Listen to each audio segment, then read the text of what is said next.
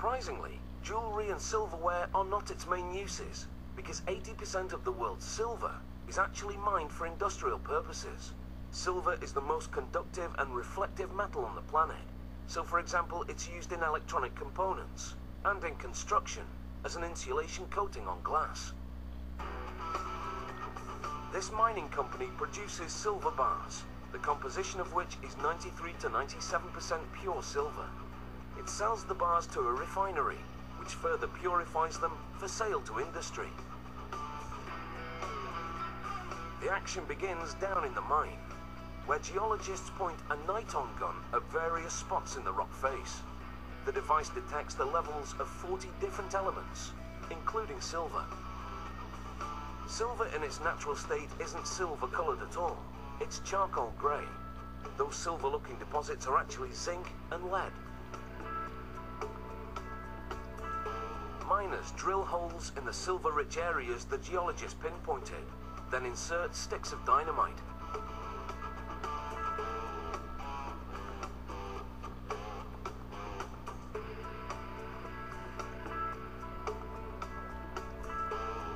After the blast, carts haul the chunks of rock, called ore, to the surface.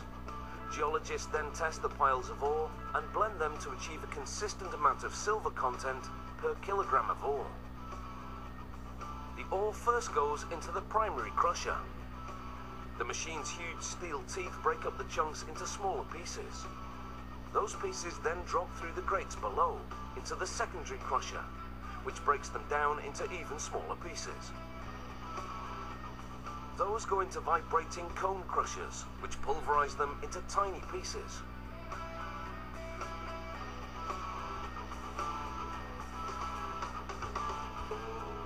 A conveyor transports the crushed ore to the ball mill. At this point, the ore pieces are roughly 6 millimeters big.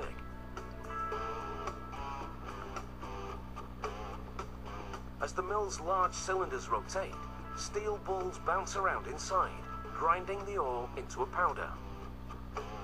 A water circulation system flushes the silver-rich powder out of the cylinder and into large tanks which keep the water moving.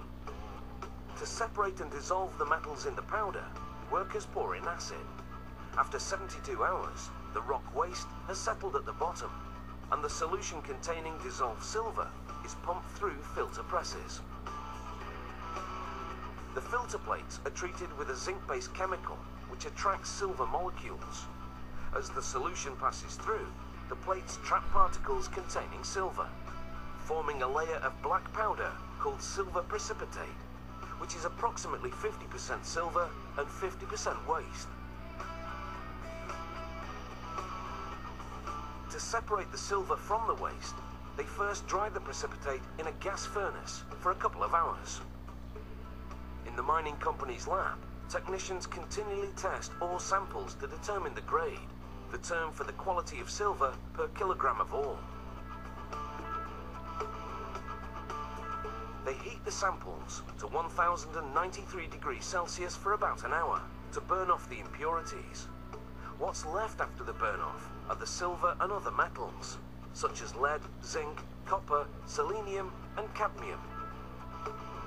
Lab technicians then treat the samples with a chemical that prevents silver from burning off and put them back in the oven.